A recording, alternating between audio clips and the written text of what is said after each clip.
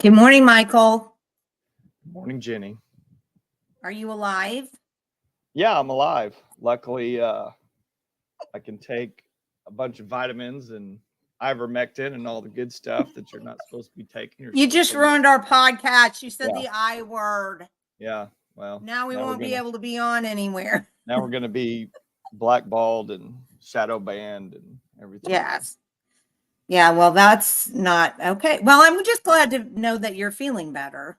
Yeah.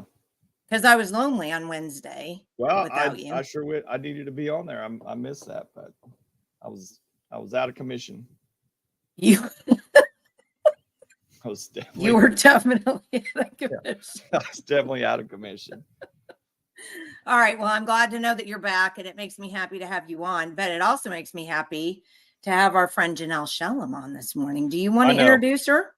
Well, Janelle is one of my absolute favorite people of all time that I have had the absolute pleasure to get to know and become friends with here over the last couple of years. And I want to say just a couple of things before we even bring Janelle on. First of all, I'm so happy that there are people like Janelle out there, because everyone needs to realize we are in a battle. We're in a fight for the minds of these kids right now. And it's not just, the reason is where their mind goes, that's where their heart ultimately goes. We need to protect their innocence and let them, be kids and not involve them in all this craziness that's going on in these schools.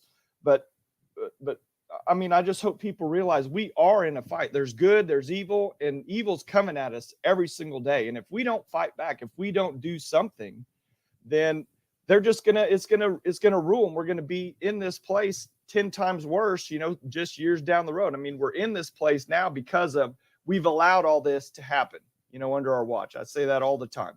And I just love that someone like Janelle, who has taken it upon herself. And I want people to really realize the magnitude of what Janelle has done. And she did this all kind of behind closed doors. There wasn't a lot of fanfare. She was just a concerned mom, a Christian, conservative mother that was concerned. And Janelle's background is in education. And she took it upon herself to just blow this entire library book issue. And it was kind of along the same time when Rope was doing that on the actual library side. Well, Janelle was doing it in the classroom side. So she was reading every single book in every grade that was in the Edmond Public Schools, reading circles, or whatever was actual classroom curriculum. And she read every single book.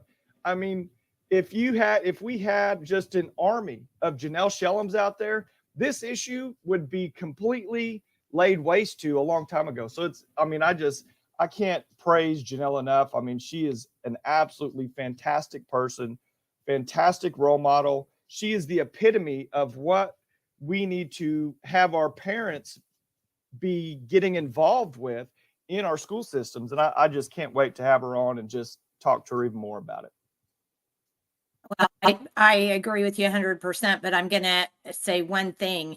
Even if we didn't have an army, even if we just had 5 Janelles, we'd be so much further ahead than we are right now. And the only reason why I even make the qualification is because, as we were just talking about before we came on, people are quitting. They're giving up. They Yeah. don't want to do this, and they feel like, well, if we have to have an army, we're never going to get an army. I just don't want to do it anymore. We don't even have to have an army. I mean, what's the saying that we only have the United States because of 30% of the American population at the time?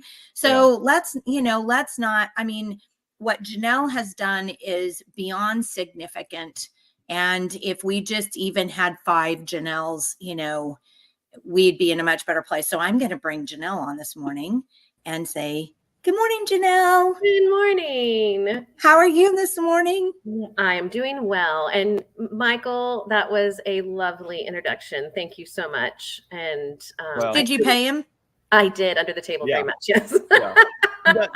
A lot of stuff behind the scenes. No, Janelle, you deserve it. You deserve so much recognition. And it's just, if other people can just kind of step out of their comfort zone, because I know, and something else I want to say, when you're reading all those books, it's so hard on your heart.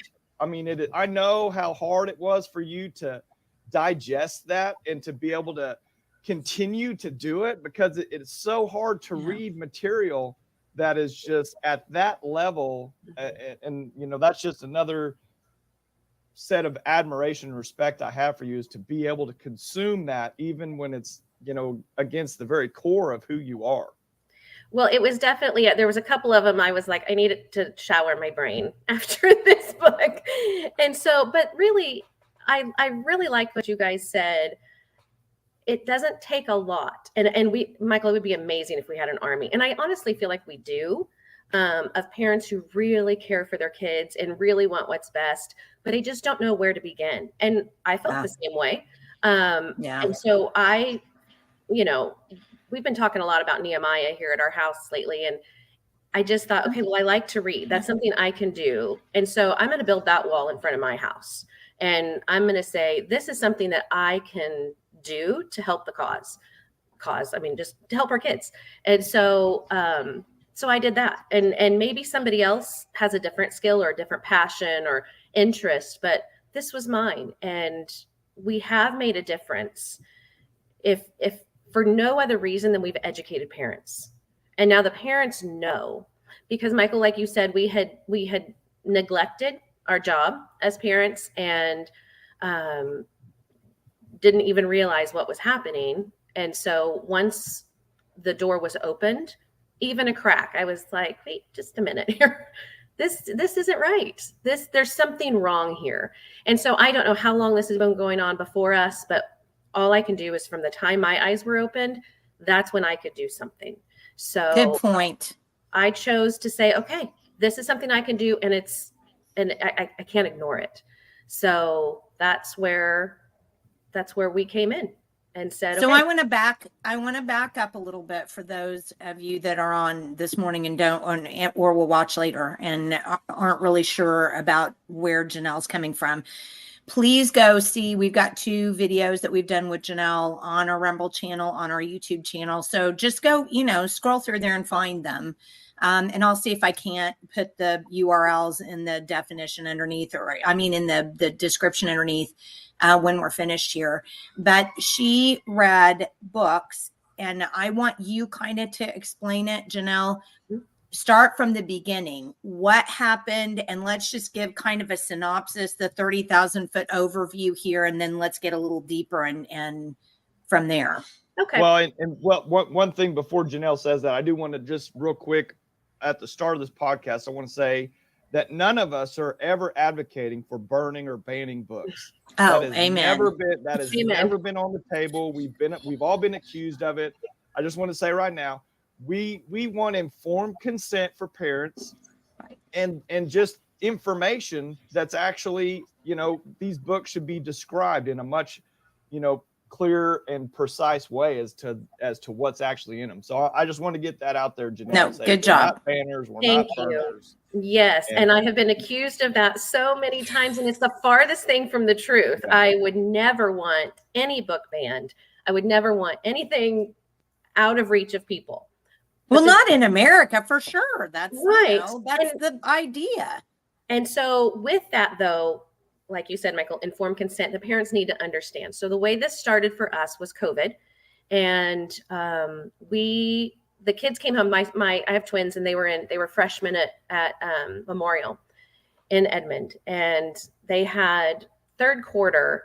Edmond Public Schools does something called a literature circle, which just means they try to grab different books from different genres and different interests that the kids would be interested in. So it's the concept itself of literature circles. I love those. Not all kids are natural born readers.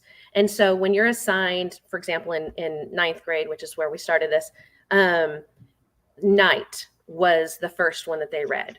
It was about the Holocaust and somebody who lived through it. Okay.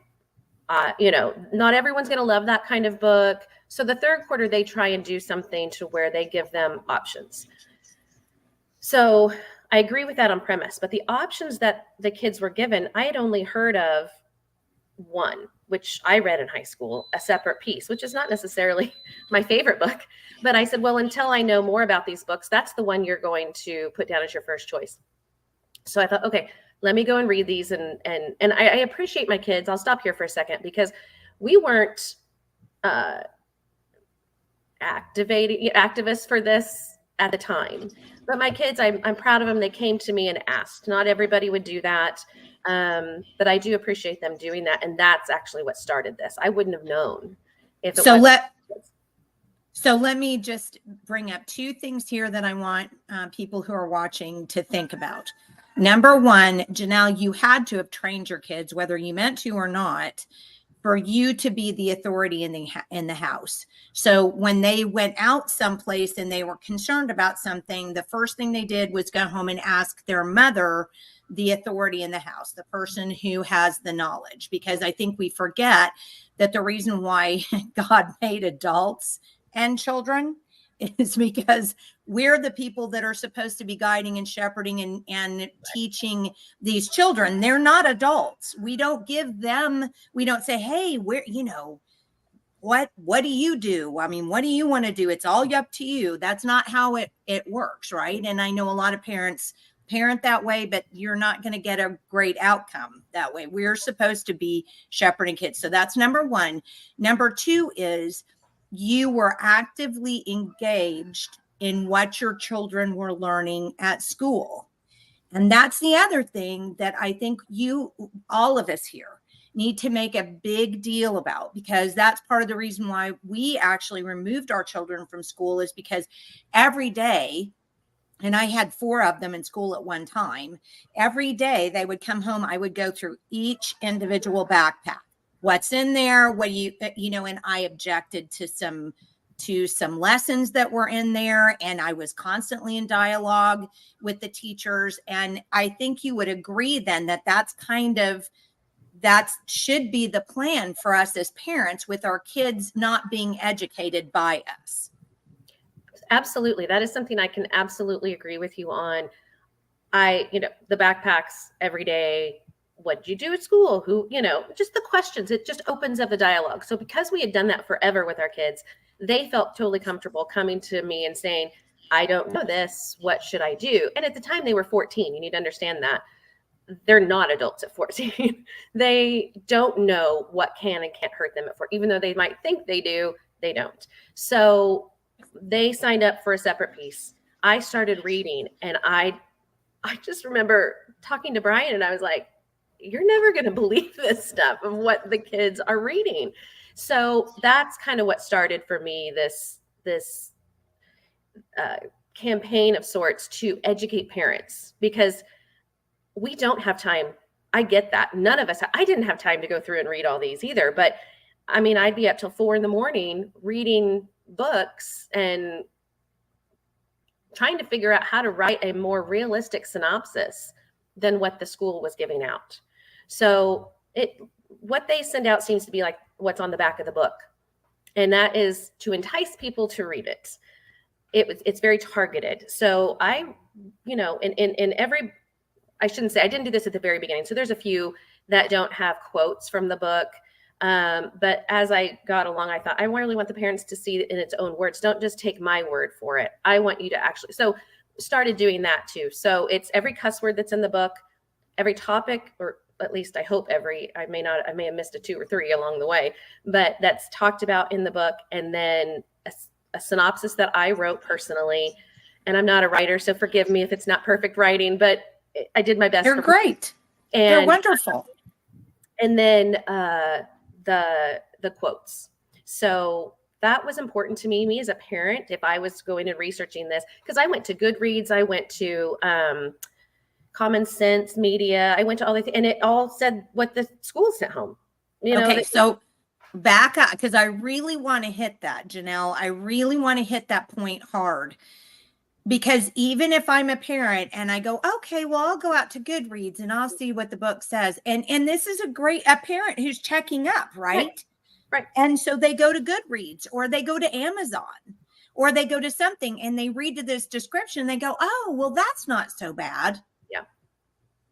Yeah.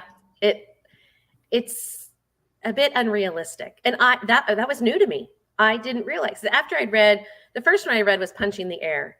And I was a little shocked at the language in that book. So that I went back and reread what Common Sense Media had said and Goodreads. And there was another one now that my brain is not recalling at the second, but they didn't mention any of that. So I thought, okay, well then I'm going to do another one. And it just snowballed from there. So they all have the cuss words and the topics and then quotes and then a synopsis. So go ahead.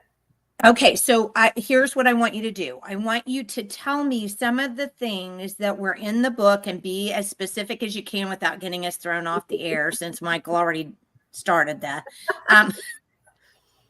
Give us some specific examples of how the synopsis of the book was completely different from what you read. So, for example, if people go to the website and it's Edmond, did you know, right? Mm-hmm. EdmondDidYouKnow.com. Mm-hmm. Okay. So EdmondDidYouKnow.com. If you go there and read the synopses of the books, so give one, let's do this. Let's find one book and then talk about the differences between what you were reading out here and what the school sent home versus what was actually in the book. Uh-oh, did we lose Janelle? I think she might be frozen. You know what? Janelle is frozen in time. Yeah. She said her internet was acting up this morning, so that could be something. Well, she'll get back on. I'm sure she'll get back on in a minute. But I do want to make the point. I'll make the point also, since we're talking about this right here at this specific moment. Something I noticed when looking at these books, especially Janelle's books, then you go out and look at Goodreads or Amazon.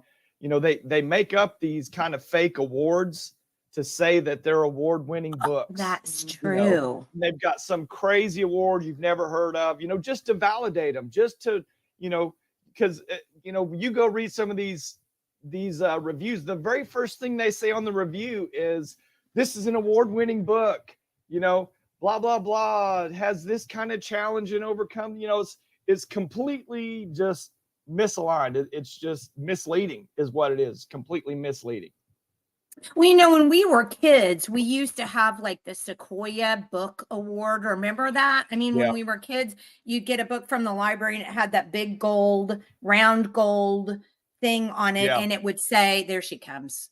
She texted me and she said, I can't see you or hear you. I can't get on. So sorry, my internet went down on my computer, so I have to use my phone. No, we're happy. That's fine. Actually, I kind of like that better because we can see you better. So this is nice. Okay, so we were in the middle of something and we were just kind of filibustering until you got back on. We were in the middle of something, and that was, you were going to tell us some specific examples between what the book cover said, what the school said, and then what you found when you read it. Sure. So that year of freshman year for my kids, I read, They Both Die in the End. And and that was one of the ones I was looking forward to reading because it sounded so adventurous. And it turns out it was the most picked book because it did sound so fun. The premise is a little different as far as you get a phone call at midnight and says, today's your last day on earth, basically. And so people want to go live out their best day. So it sounded adventurous. It told of all these different things that these two boys were doing. It really came down to the fact that they were bisexual. One was bisexual. They ended up turning, one of them decided he was gay during the book, and they were grinding and kissing. And I thought, okay, that wasn't mentioned anywhere on the synopsis that the school gave out. So when we confronted the district about it, they, sent out a warning, maybe, I guess, saying, hey, this does have a relationship between two people of the same sex. And I thought, okay, well, that doesn't really say that. I mean, my mom and we have a relationship, and we're two. That's true. So that doesn't seem to really say. Too generic. Yeah. Right. And I'm sure that was on purpose, but that's, so that's the kind of thing that we want parents to know and to understand, as well as kids, because at the time I was driving around with lots of kids in my car, and we talked about it, and they were like, oh, I picked the gay book or whatever, like that's not what they wanted to read. They just thought it sounded really adventurous and really fun. And so the kids were disappointed. All the ones I talked to, they were disappointed in the fact that this was in there. They didn't want that. So eventually the district did, well, they only sent out that, but they did allow the kids to choose again their books. And many didn't choose that book again. Okay. But the district letting the kids re-choose was not actually due to that book. It was due to, I had met with Jackie Rasnick, which is the secondary ELA director for the district. And Jackie and I have a good relationship. She listens. We may not always agree, but she's always been very polite and respectful, and vice versa, us with her.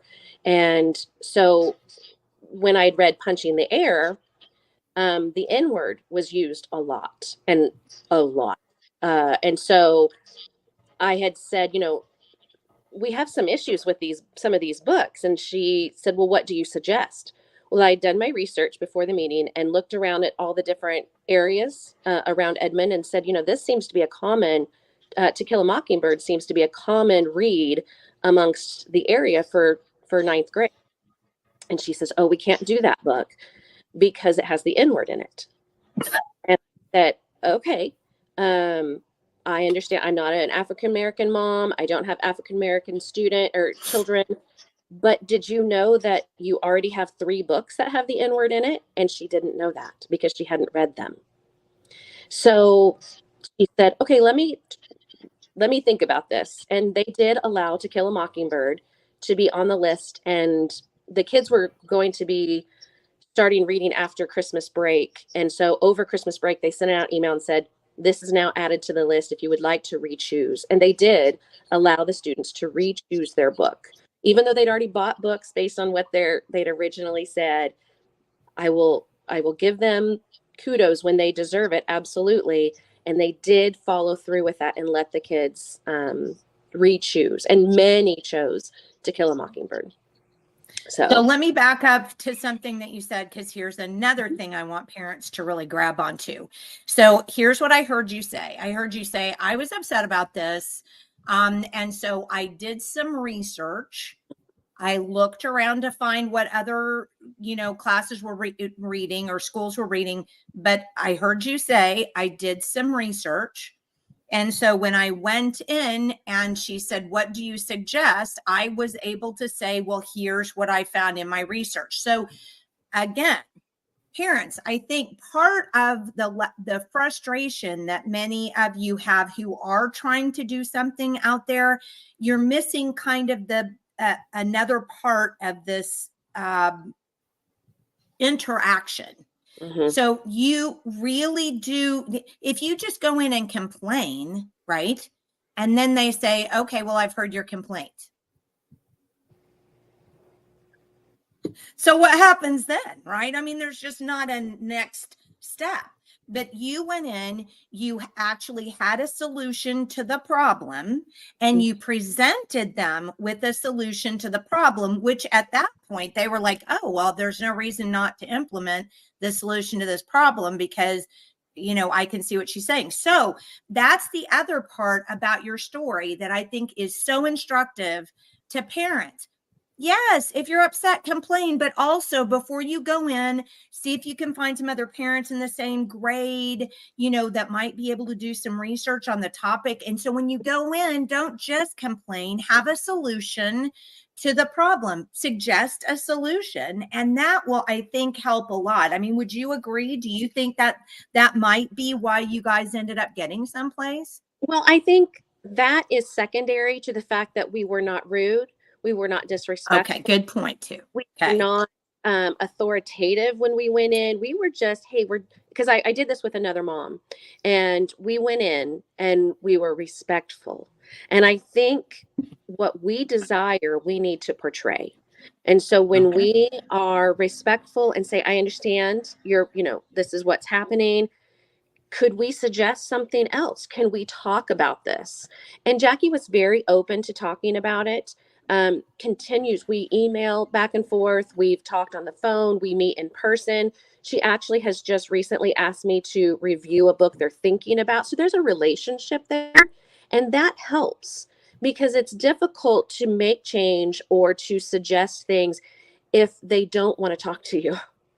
So I've never thrown Jackie under the bus publicly. And I honestly don't really see a point to, because she's never been anything except accepting to us and I don't want to say loyal, because she's obviously loyal to EPS, but listens and then does try. She can't always meet what we, I wouldn't say demands, but I would say just requests. She can't do that all the time, but I will say we have a good relationship. So I think that's first. And secondly is when we just go in and complain, they close the door.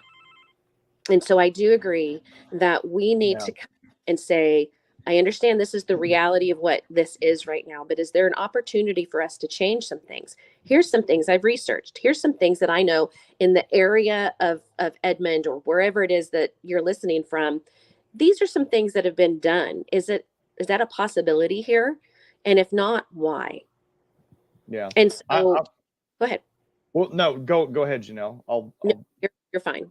I'll chime in after. Well, Lisa made a comment, and I wanted you to kind of expand on this, as far as with my experience in this, and kind of from what I've seen, from what you've talked about. Some of these teachers, they didn't even know the content of some of these books. They were kind of pre-selected from a higher committee or organization or something like. So I want you to talk about that, but also on the parent side and on the child side, a list may have come home with my kids that said, okay, hey, here's 10 books, pick 5.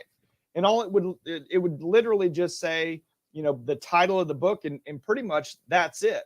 So that's kind of how my initial experience in this, was. My daughter didn't know what these books were. I didn't know either. We'd go online, we'd see the review. Okay, yeah, that sounds good. Check that book. But at the same time, not to defend teachers or that all this is even happening, but a lot of times what we found is these teachers didn't even know the actual content to that degree in these books. So I just wanted you to expand on that. So great point. And what we found at our school was that each English teacher had read 2 of the books. So of course those are the books that they're like, oh, this is great. Or I know this one. Why don't you read this one? Because it's not the teachers at the school that makes the choices. It is the district, at least in Edmond, it is the district that makes the choices. So they create an opportunity for English teachers to meet during the summer to review these books. And then they make suggestions saying, yes, we like this one. No, we don't like this one. We'd like to change it. And then ultimately it is, if you really want to go all the way up, it's the board who approves it. But the director of curriculum and instruction is a big part of that. So Jackie is the secondary ELA director. She reports to the curriculum and instruction director. That position reports to the superintendent, and the superintendent reports to the board. So the board is ultimately the ones that approve curriculum, but the teachers themselves, unless they were on this board and they didn't pick these books to go through necessarily, Jackie says, read these books. What do we think? And so that's my understanding. And so they do. And we had to, I was asked a couple summers ago to be on one of these for 10th grade books. And the only discussion was, this is what I like about the book. This is what I don't like about the book. And we went around in the circle. And then we turn in all of our paperwork, which is, we had rubrics to fill out for each book. And they, these are the this was fun. These are the awards that this book has won. Well, we all know that Newbery and all these, they don't mean anything anymore. It used to be, these are for the stellar books. It is not the case anymore, in my opinion. And so, they're wanting it to tout it as this is an award-winning book, but right.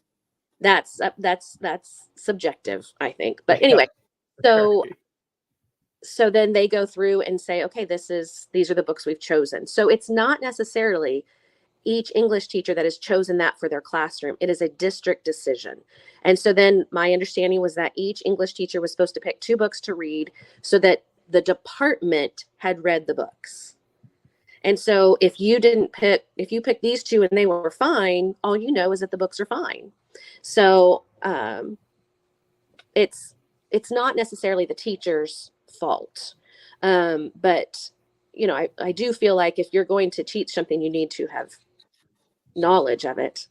But that's my personal opinion. So, but yeah. So well, and I think that kind of speaks to, so I think that kind of speaks to what Lisa is saying here.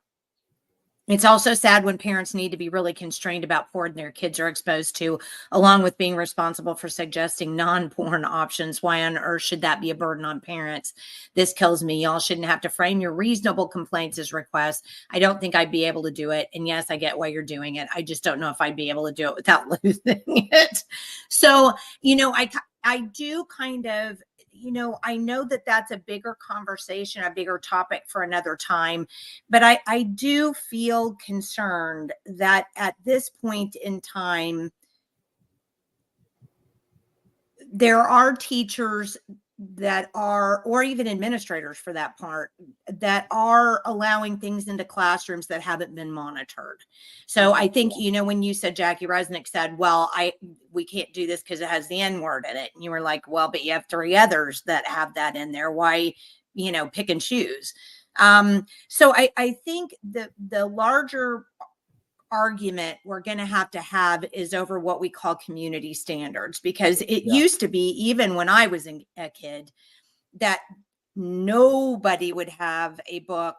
Well, and I even remember getting in trouble because I had a PG rated movie. I did a PG rated movie in my 7th grade science class because we were talking about DNA, and and I can't remember what the name of the movie was now, but it was a PG rated movie because I think they said damn or hell or something, something what we call fairly innocuous. But I mean, back when I was teaching 7th grade in the late 1990s, early 2000s, that was what clutch pearls, right? Mm-hmm. So I think in just the 20 years that we've been since I was teaching school, what's acceptable is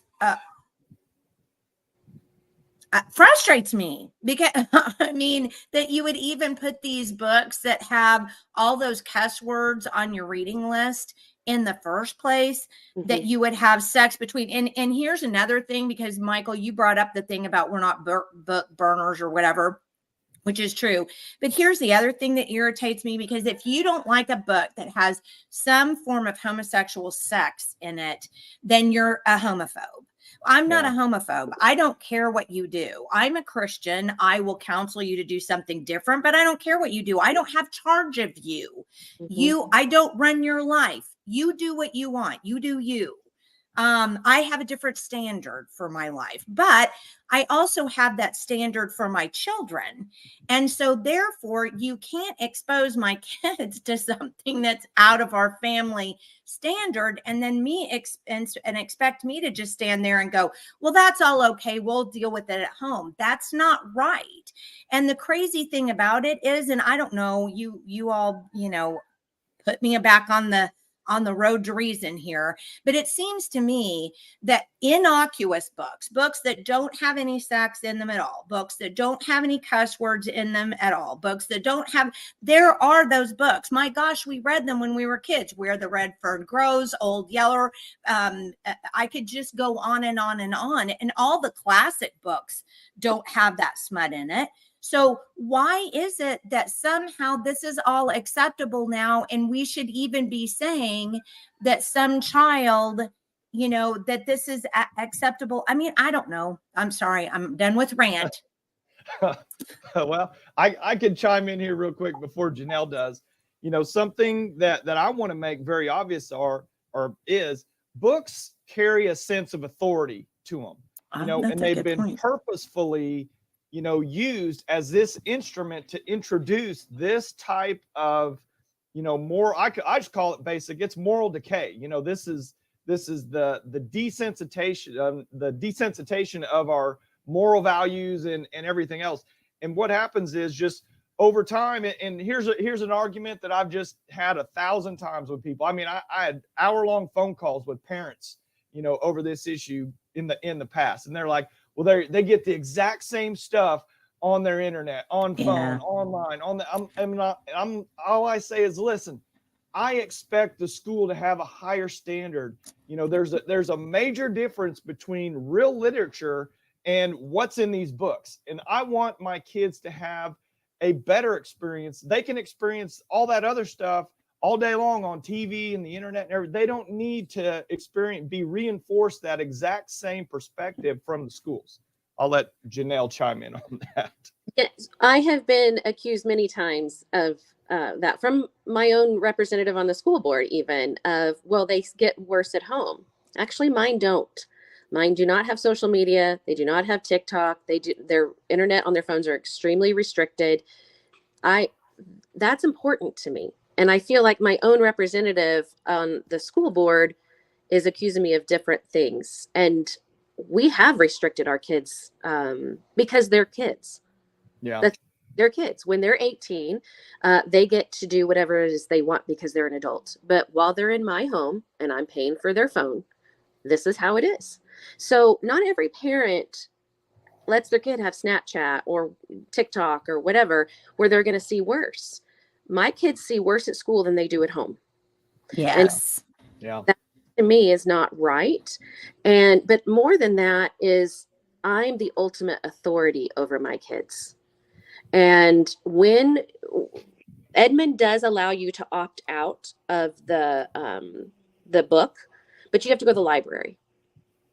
So there's no instruction anymore for the 9 weeks that you are doing this book.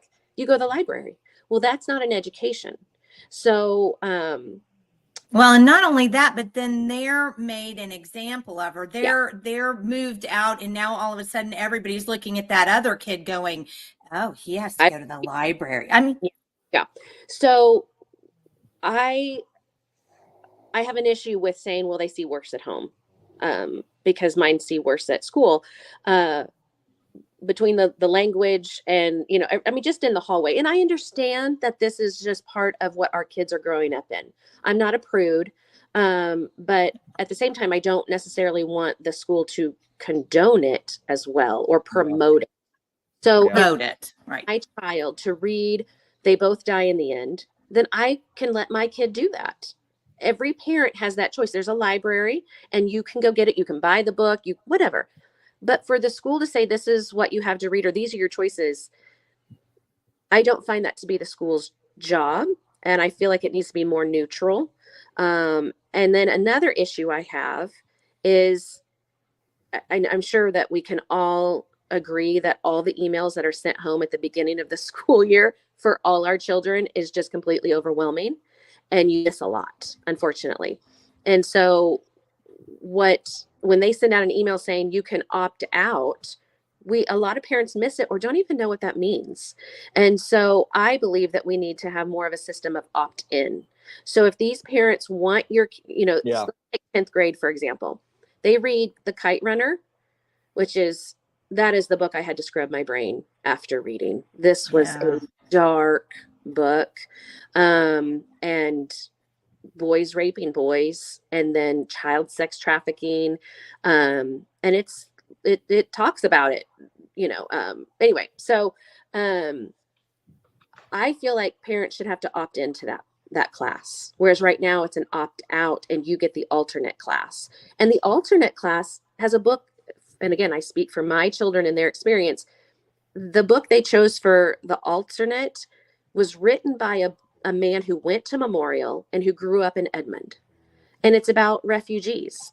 He was a refugee. And I thought, especially in this day and age, what a great thing to read. To learn what it's like from a refugee's perspective, how they see our culture is different, and how they might see some of the things we do as silly or funny. And I have no problem with that.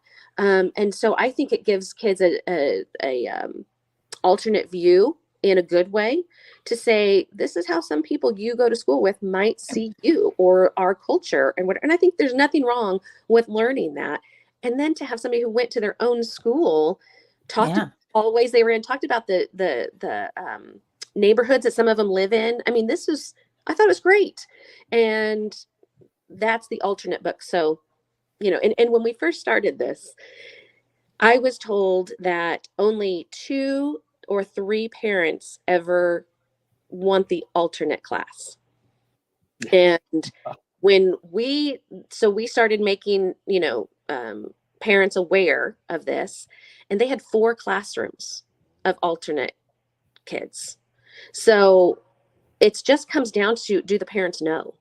And the more they find out, the more they don't want their kid reading The Glass Castle, who, hey, as an adult, I read that book. I like the book as an adult because I'm able to handle the really heavy topics that book discusses. The kids aren't. Okay, so I'm going to stop you there because that's the other argument people make about what we say.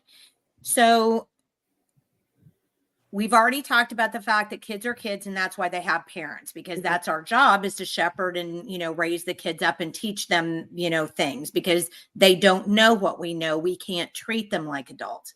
So it's not, people like to say, well, you just don't like, you're prudes, or like you said. It's not that. These are not developmentally appropriate books. And we're not even looking at it like that. You just said it so beautifully. You said, I liked The Glass Castles as an adult because my worldview was as an adult. And I could look at all of the concepts in that book and filter them out for myself and say, okay, well, okay, I get it. Oh, that was an interesting story. Our kids don't have those filters yet. They're not old enough. They haven't seen enough of the world, and slamming all that down on their head when they're not ready yet to absorb it, or for their brain to really take it and make it make sense, then what you end up getting is what we're seeing now with a lot of kids. It's a lot of hysteria. It's a lot of emotional stuff. There's not a lot of thinking, because what we've done is and this is what we complained about with Common Core, because the very first time we saw a dirty book in school, really, and I call it a dirty book because if you've ever read The Bluest Eye by Toni Morrison, that has some of the nastiest, horrifying. I couldn't even read it as an adult. I was like, I'm sorry she had a bad life. I'm not reading that. And we saw that all the way back there, and we complained about back in time, and that was what, 2010, 12, something like that. So this has been a problem for over a decade. But we've got to start making people understand these are not developmentally appropriate. That should be the bottom line. Kids aren't ready to absorb this stuff. Yeah, well, I want to chime in on that, Jenny, because that is the real crux of the entire issue here.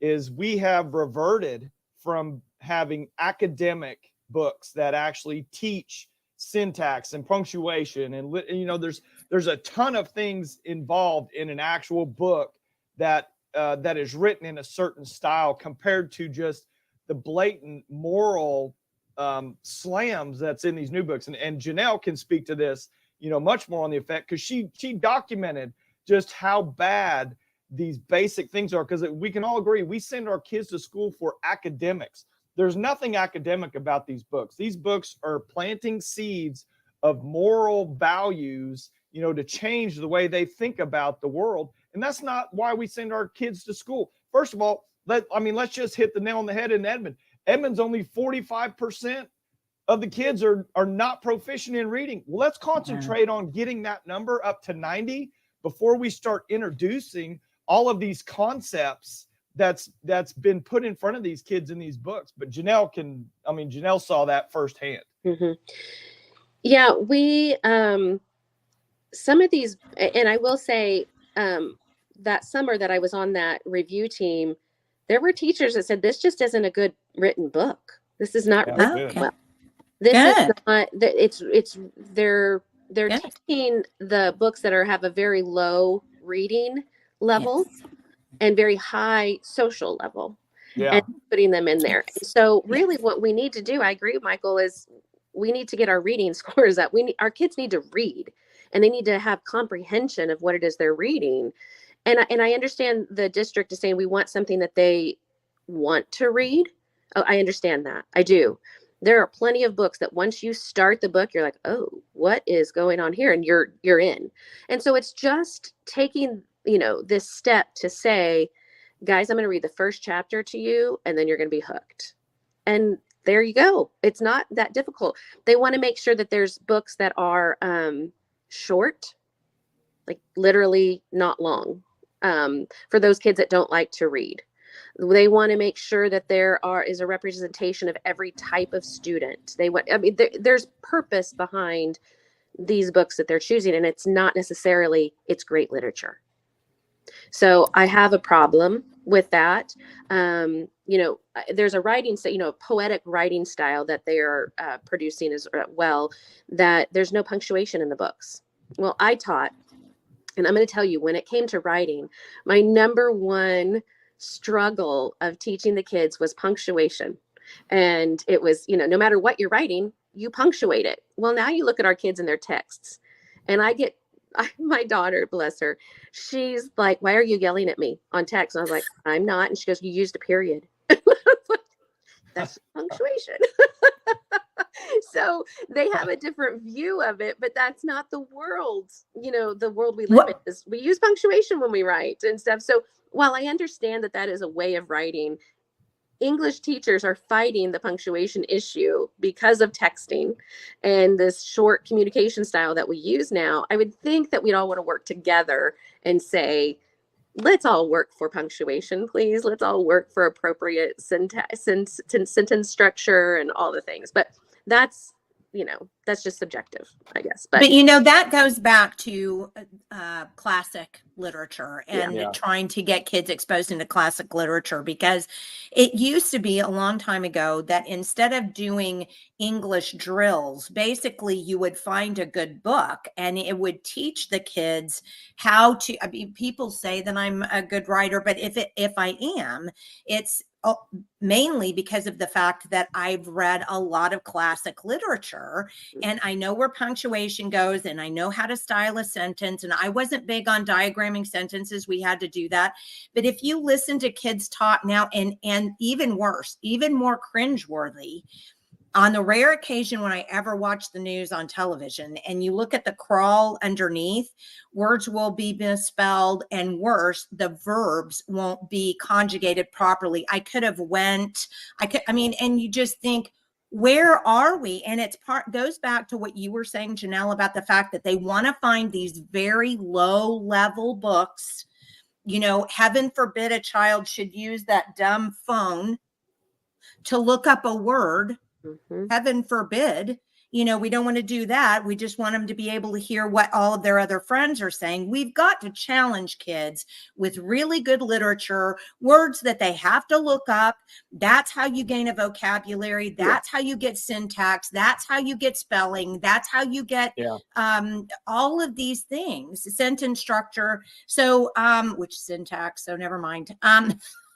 But the point, you make an excellent point, and I just wanted to draw that out because that's part of the reason I think, when people will say, we'll look at homeschooling kid scores. So many homeschoolers and so many homeschooling programs are based on that classic literature. And I think if you see anything, then that's why you see that, is because classic literature really does teach spelling, punctuation, grammar, syntax, all of that kind of stuff. Well, and I think if you even, and I agree with all of that, but even taking it a step further, those books are referenced in society. Yeah. Oh, good point. And so Absolutely. they don't have any idea what we're talking about. You want to, and I will say 12th grade in Edmond does read 1984, but you hear the thing, this is very Orwellian. They wouldn't have any idea what that meant if they didn't read that book. And they do read Animal Farm. So there has been, and I do want to make sure we talk about this too. When I started really looking into this and just informing parents, and I want to make sure there's a distinction there. I didn't go after the school. This is not to go after and punish or just, make it a dramatic thing. I wanted parents to know.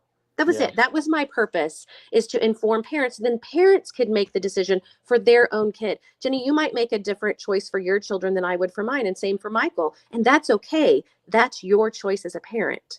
And so that's what I wanted, was just for parents to be informed. I wasn't after the district. I wasn't trying to get them, or stick it to them or anything like that. I just wanted facts. And so I will tell you that we have created change in Edmond. So when we first started, there were some pretty terrible books, in all honesty. And now I can tell you there's a couple, well, maybe more than a couple. But the Glass Castle's still there, Kite Runner's still there, but a lot of, they both die in the end, gone. Punching the Air still there, but we've made some changes. So, well, I noticed when I went out to look at your website, I was like, before we came on or earlier, I was like, oh my gosh, wow, there are, I was surprised at some of the books that were on there. And I thought, good for you, Janelle Shellum, and for the school too. And other parents, because I know for a fact there have been many parents who have said, what are we doing? What is this? Yeah. And so I really feel like if other parents, it can't just be one, but if other parents had spoken, that spoke up, that made the district go, okay, maybe we don't really need to push this so hard. Maybe, just maybe, we can find some common ground. And so I do feel like that has happened. I think there's more to be done. But I do want to make sure that people know it can change. We can make a difference to say this works, and to not go in with, your guns drawn and you're ready for battle. Let's just have a conversation, and help me get to know the reasoning, the why behind the things. And then we can go, okay, but is that really necessary? Is that really the point of school? Or do we want them to learn basics? And then at home, we teach the social side of things, and I think it's been effective. I'm not going to say it's been perfect, but I think it has been effective. Well, and to be informed and to provide solutions when you go in. Yeah. Yeah. Well, and I want to attest to Janelle's kind of level-headedness to this and actual just kind of her objectiveness to this entire situation. There were multiple times where Janelle and I would have a conversation back when I was running for school board. And I wanted to just absolutely humiliate people, embarrass them, call them out, read this stuff, just right in someone's face, right in a teacher's face. And Janelle's like, Michael, you don't need to do that. Let's just be, a little more calm. She was constantly just kind of that good little angel on my shoulder up here that was just like, just back off a little bit. Let's just be more objective. Let's be, a little more level-headed. And I appreciate that about Janelle, but that just qualifies her even more as to the work that she's done, because she did just do these things just out of the goodness of her heart to let other parents know. Because Janelle was never just complete finger pointer saying, you're wrong, you're bad, you need to do this, you need to stop this. She was just like, hey, here's all these books. I read them. Here's the website. They're all published on there. You should all go on and read these reports, which are pretty non-biased, in my opinion. I mean, Janelle basically. Oh, they're very, I'm going Yeah. to back you up on that. They are extremely non-biased. It's just the facts.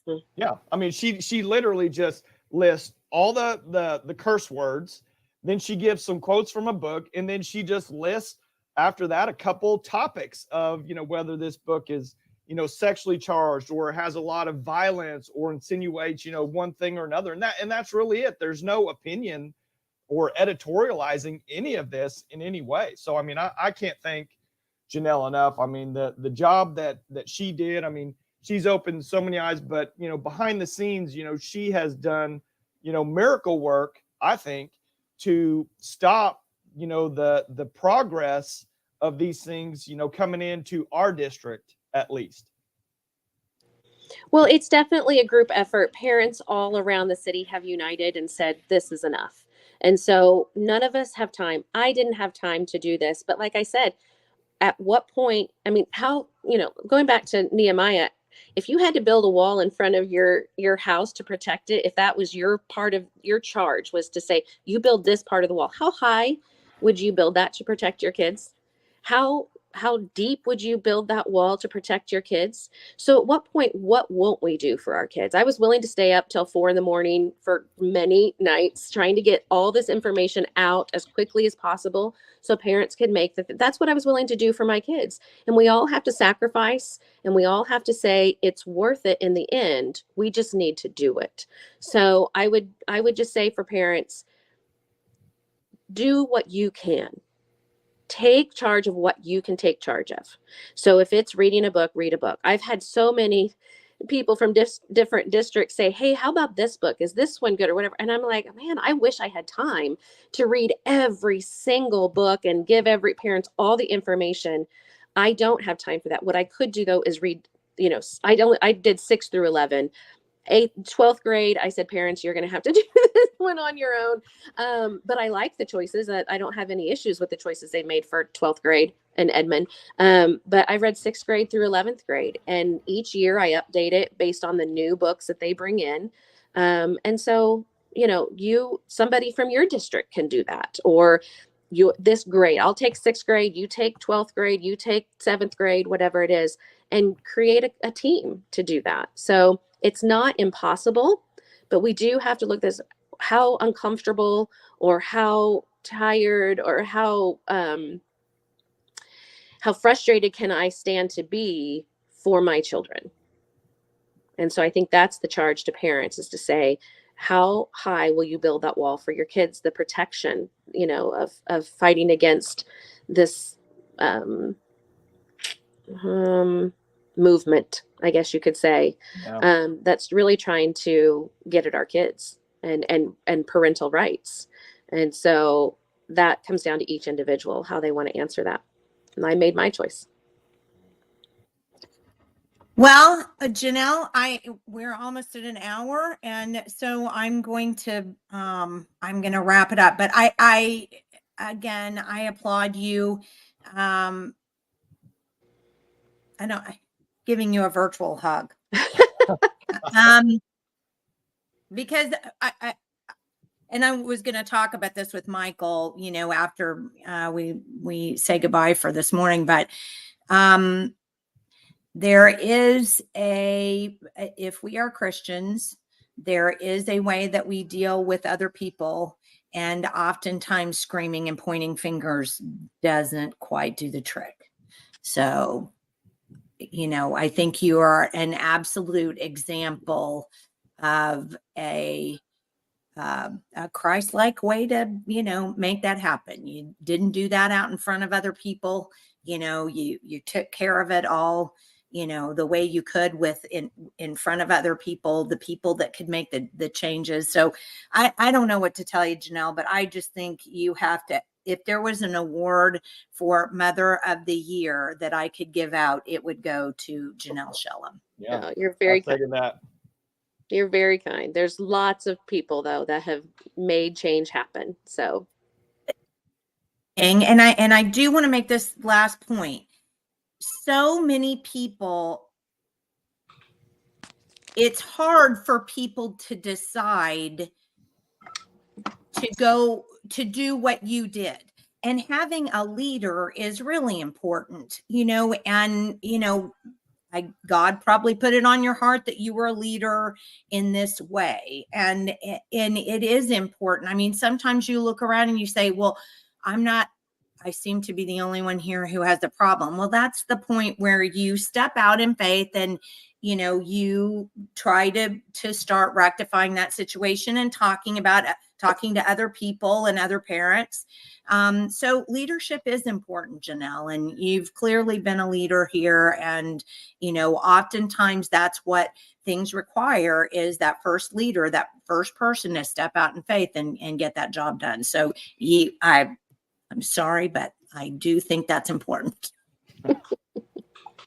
Well, I appreciate you guys having me on today. I really do. Well, thank you so much for being with us. And thank you so much again for all that you do. And we'll just keep in touch. And then, if there's anything even better or anything else that comes up, please stay in touch and let's, bring that to the attention of parents. Absolutely. Thanks, Jenny. Thanks, Michael. Michael. All right. Thank you guys. Have a great Thanks, weekend, Janelle. Janelle.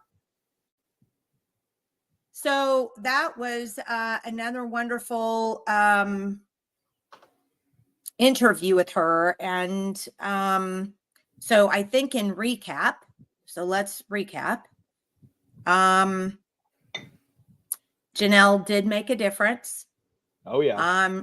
She did not make it. So Edmond Public Schools, if you go out and you look at the website, edmonddidyouknow.com, you can look at what Janelle has done. And you can see that the number of books that are on the reading list that have, what we would consider objectionable material are getting smaller, and the better books are gaining in number. So she has been effective. So when you look at things and you think, oh my gosh, everything is so out of control, I can't do anything, there's nothing I can do, I'm just one person. I get it. I do. But sometimes you're the person that needs to put your foot out there and take leadership. And then, other people can step in. I mean, there is a psychological profile of people, and that oftentimes a lot of people want to be behind somebody. They don't want to take that first step out there, and they'll help you, but they're not going to be the first person out there. So. Well, and if you're thinking it, other people are thinking it. You just have to go do it. Someone has to start. Someone has to start. It's just like every invention, every idea, the guy that usually starts it, is never even heard of. And then, 3 or 4, versions later, you got some multi-billionaire that's made a ton of money off of this deal, one way or another, to put it in finance terms. But what I want to say is, Jenny, I think people forget, there's been such a disassociation between public education and our rights and responsibilities as parents. Okay. We pay for those schools. That's our money. This is the only thing I've ever seen to where you're paying thousands of dollars in tax or, whatever it is, however much you're paying. They're taking your money and they're providing these services, and you're completely removed from that entire process. In fact, you don't even care. I mean, I don't know how many people, if this was an actual financial instrument, they would go to jail because there's no accountability in that process in any way. But I want to remind people that that's your money in those schools. You need to be concerned about what your money is buying, where it's going, what you're doing, what you're getting for it. Are you getting academic, kids that are going to contribute to our society and going to make our lives better in the future? Or are you getting just complete filth? I mean, I'll say it. I don't have a problem. These books are a weapon, period. They're made to make these kids dumber. They're made to put, plant seeds in their heads that's going to absolutely just destroy their moral compass, their family values, the nuclear family, just the entire, it's a product of Marxism. I mean, if we want to keep going into the actual, purpose of it, it's a way of control. It's just another system of control, because when these kids can actually read something that's a little more difficult to read than something that doesn't have punctuation and is not just socially derived, how are they ever going to read a document like our founding documents? How are they ever going to read something like the Bible? They're going to open the Bible. They're going to read about 3 or 4 sentences. They're going to be like, what the heck does this even say? I don't even understand what's going on here. And they're going to close it, and they're never going to look at it again. Same thing with our other documents of the founding of this country. It's done on purpose so that people will not, be as apt to go read what we need to be reading. Well, we're going to be doing a special interview with a teacher this afternoon that is going to go up on our Patreon account. So if you're a Patreon member, please make sure that you tune in to check your Patreon account, our Patreon account. But I think the thing that I want to double down on with what you just said, we know that this is an attack, and you can say whatever you want. I don't really care at this point. We know that it's an attack for this reason. These books that have alternate, and I'm going to use the term alternate sexual lifestyles, because if you can't come together to create a baby, which increases the population, which creates a society, then you're on an alternate route, because the route to society is a mom and a dad who can create a baby naturally. That's it. So it is an alternate lifestyle. Again, I'll say it again. I don't care if you have that lifestyle. Don't make me like it. Don't push it on my kids. Don't make me have to see it in every commercial and every television thing. Because the more you push it on me, the more I'm sick of it. Yeah. Okay. The more I want to push back, the more you push it on me. So I don't care, again, if you have an alternate lifestyle, but it is an alternate lifestyle. The place to enlighten kids about an alternate lifestyle is not a taxpayer paid school. It's not. Again, I'm going to show you this from the Wednesday program. Grade 8 mathematics, only 16% of Oklahoma students are above proficient in mathematics. But yet you want to make sure that a middle school kid can bring home a book from the library about 2 boys in a relationship. Yeah. I cry foul on that. That's completely wrong. And what you're doing is you're not only dumbing down the child by giving them because like Janelle said, these books are See Spot Run, but it's more like See Bob Kiss Dave. Yeah. So that's not really, we're not getting any educational fruit out of that material. All it's doing is creating a social aspect, and that's not what school is about. If we have 8th grade reading where kids are only 21% proficient, now think of this, proficient. So that means I can't even read the Bible or the founding documents, right? So only 21% of all kids could read in Oklahoma could read the founding documents or the Bible. Think about it like that. Really not good at all. Well, and yet we want to foist on them these books. Yeah. And just to exponentially multiply that, Jenny, I guarantee you, if we actually deep dove on the proficiencies, those proficiencies have been getting lower every single year, over the last 20, 30 years. I guarantee you that an 8th grade kid from 1950 would read completely different than even an at or above 8th grade kid in today's time. Well, I think I actually have I think I might actually have a couple of slides on there that I could bring in that would actually show that. Yeah. I mean, here it is. Let's just, there you go. Let's just call it out. Oh, well, no, this is staff. This Yeah. is staff. So what we've seen is we've seen this exponential increase in staff, up to 88% increase from 2000. So that's just 20 years. We've seen an 88 for almost 100% increase in school staff. So Yeah. where is the money going? Is it going Yeah. to the kids or is it going to staff? Well, Yeah, clearly, it's not going to the kids. And you because know, look at this. Look at this. How much money has been going to the kids? This is the blue line. Look at the blue line. Okay. No. No. say not I'm much. sure I can find more slides that I could put up for today. Well, when you think about the reading and the quality of these books, Right. you know, if you had a book that was challenging, you know, a challenging piece of literature that you're literally reading a couple sentences, then you have to go look a word up to even see what it means or see what the context of that sentence even means.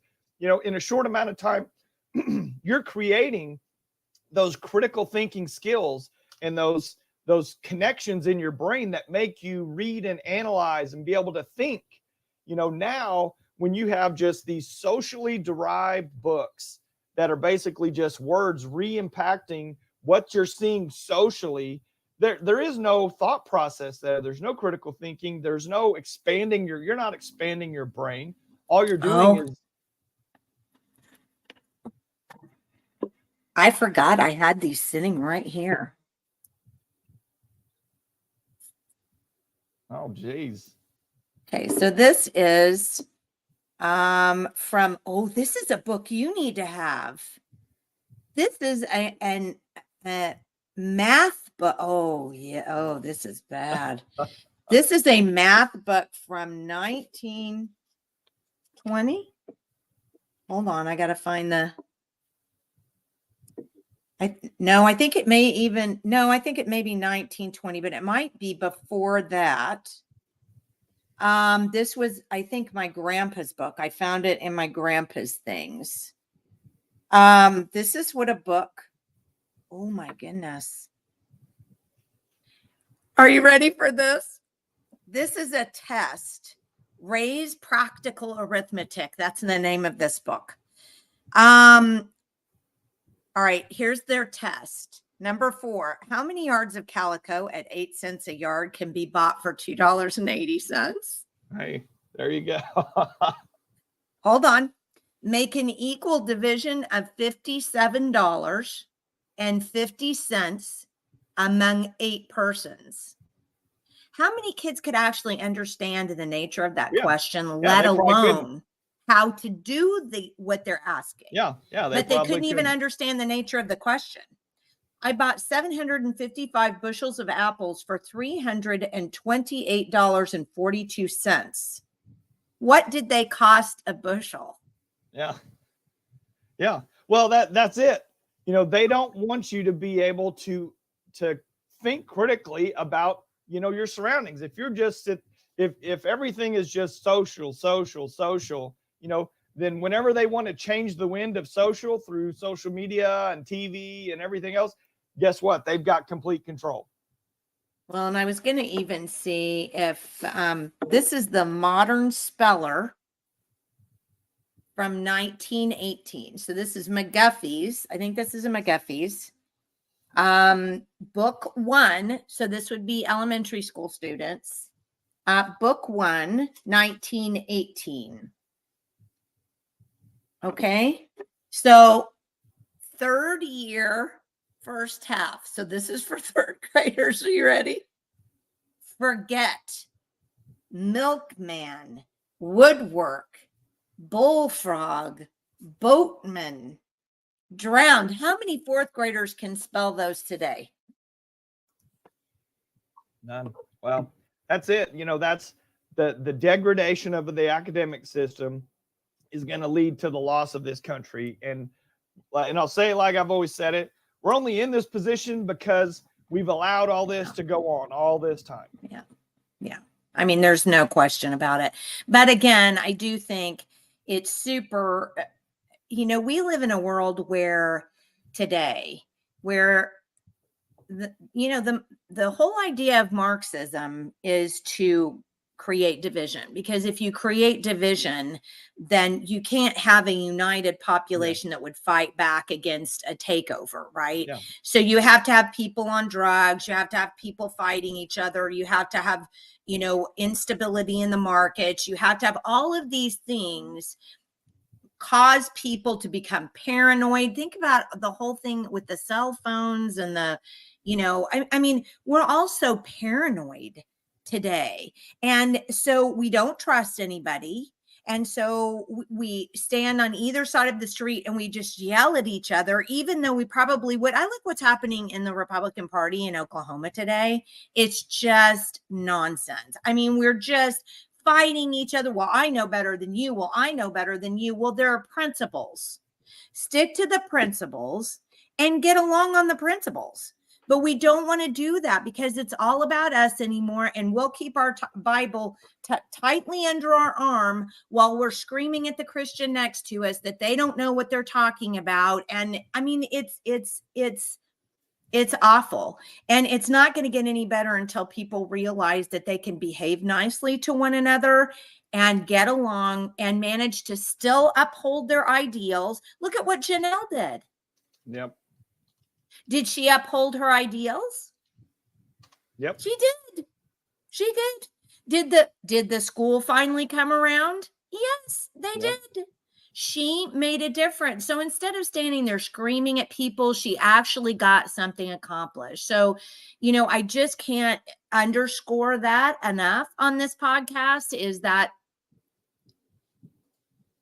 oh gosh, they're winning every time we as Christians yell at one another and, you know, can't seem to get along. And there are still in Oklahoma more Christians than there are, you know, anything else. And, you know, whether anybody else wants to be one or not, if we say we are one, let's at least try to portray that and get along with our fellow man and woman. And judge people for who they are and not what they look like. And, you know, I don't know. It's just so depressing. I try not to be depressed because I know that that's what's happening to everybody else. But if we would just do, you know, uphold it we went down kind of a wormhole there. What I want to show is that this is the flag I fly at my house.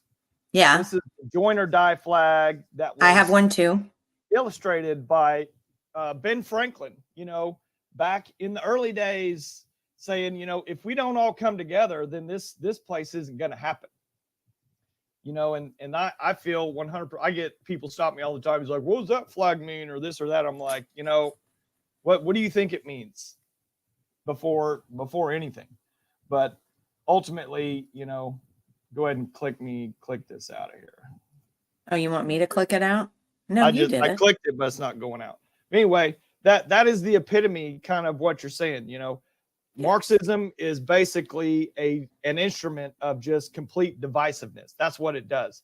And then, and you know, together we've created this country because a lot of different people came together. It was the melting pot. This was the greatest place of innovation and probably education up to a certain point that the world has ever seen.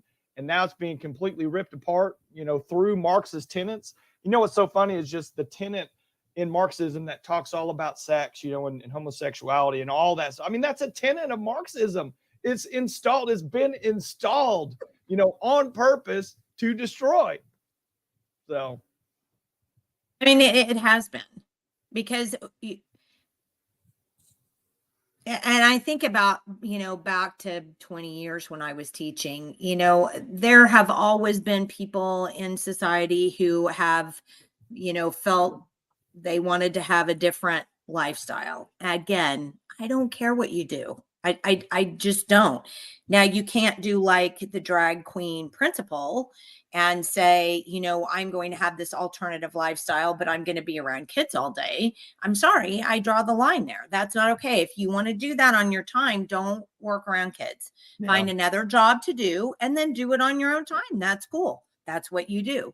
And as a matter of fact, I remember when I was a kid, we used to have it. I mean, it used to be kind of a fascination with kids in my in kind of my age group, there were some bars down on, near Pennsylvania, and people were like, oh, you got to come, they do drag shows there. Okay, well, I mean, I think I even went to one of them once when I was a kid, because other people were going or something. But the point of the matter is, so what?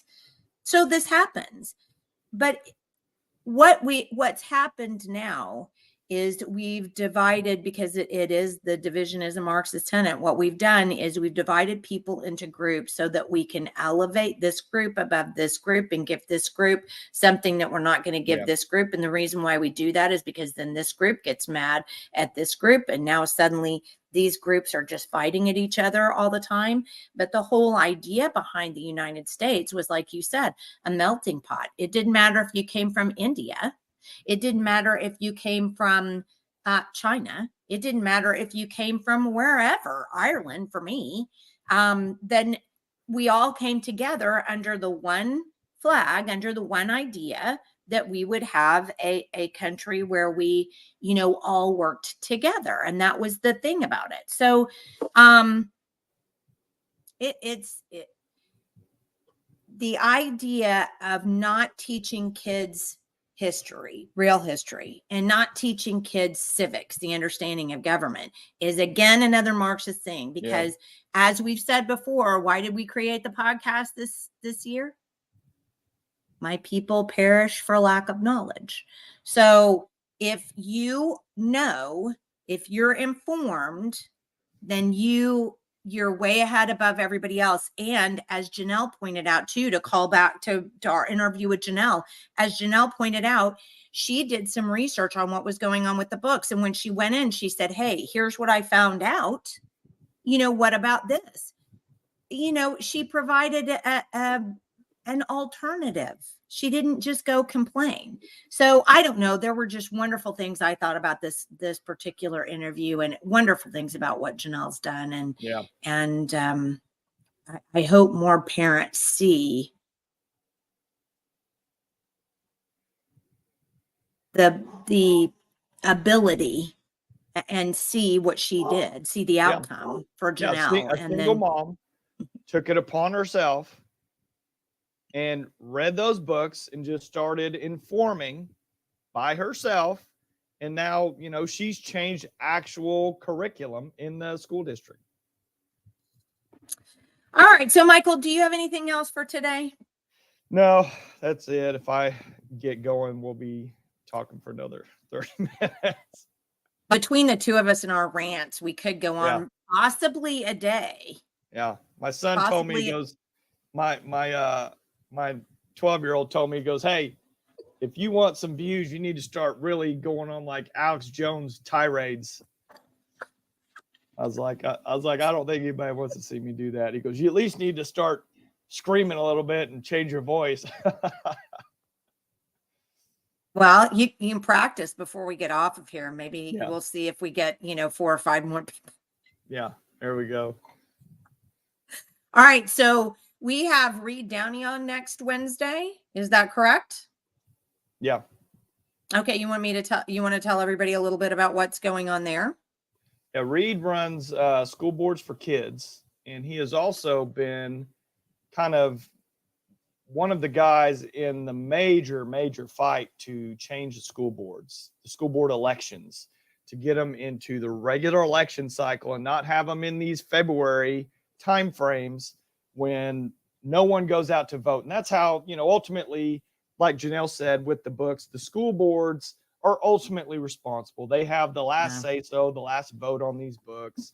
And they have no idea, because they're all just, pawns of the system. They've been all hand selected or put in there on purpose because they don't have a backbone. They're not going to stand up. They're not going to represent the parents, So Reed has been just completely intent on figuring out how to change that. And he's also got a website, School Boards for Kids, trying to help educate school board members in one way or another, or get them resources to do a better job. So I have a lot of respect and admiration for Reed. So I'm excited to have him on next week. Good. Well, and I can tell you for a fact, because I've known Reed since probably 2010 or something myself.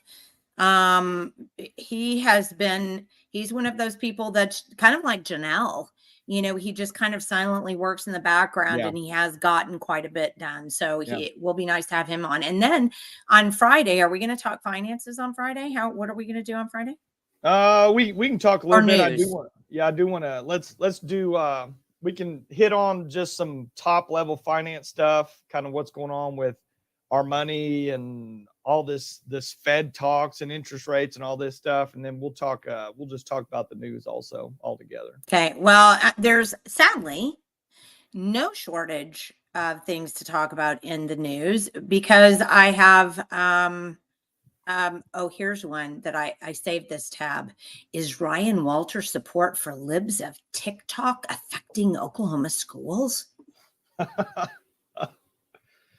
Well, you know, So we may not agree with everything Ryan does, but that's how, you know, the world works. But that dude is under some major attack, you know, on every, and on stupid. every avenue. It's stupidity. It's just stupid stuff. I mean, they literally, I think, go to the dumpster and dig up this. It's just the dumbest stuff, and it's worth really seriously bringing up and just laughing about, because I don't want to give these people quarter. These people who just fight him tooth and nail over reasonable things that he's doing, that he should be doing as superintendent, are stupid. So it's just worth a laugh. All right. Well, again, it was very good to be with you today. I enjoy always when you're on and we have a chance to talk back and forth. And we will see everybody next Wednesday. Oh, and if you're on Patreon, we'll see you on Patreon soon. So we'll let you know about that. So thanks for joining us. And don't forget, We do need your support. That's for sure. Yep. Thanks so much. And we'll see you next week. Bye-bye. Thanks.